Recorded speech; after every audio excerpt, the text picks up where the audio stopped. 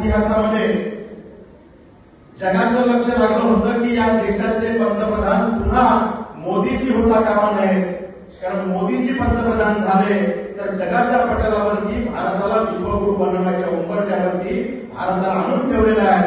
आता विश्वगुरू भारत बनल्याशिवाय राहणार नाही आणि म्हणून काही झालं तरी मोदीजी नको ही भूमिका जगभरात होती.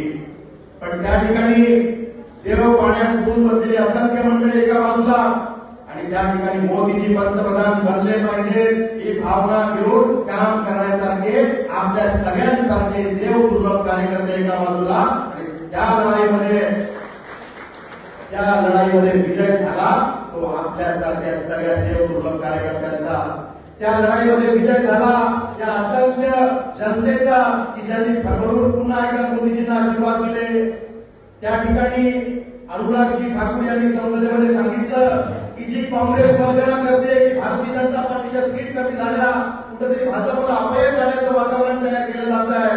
पण त्या ठिकाणी त्यांनी सांगितलं तुमची 2014ची निवडणूक, 2019ची निवडणूक, 2024ची निवडणूक काँग्रेसने तीनही निवडणुकींच्या तुमच्या सीटची बेरीज करावी, तिन्ही मिळून सुद्धा तुमचे 240 होत नाही आणि भारतीय जनता पार्टी 240 सीट घेऊन सत्तेवर आलेली आहे.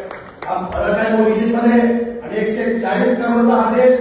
आपल्याला माहिती आहे की आपल्या एका घरात कुटुंब जपताना कुटुंब चालवताना किती अडचणी असतात.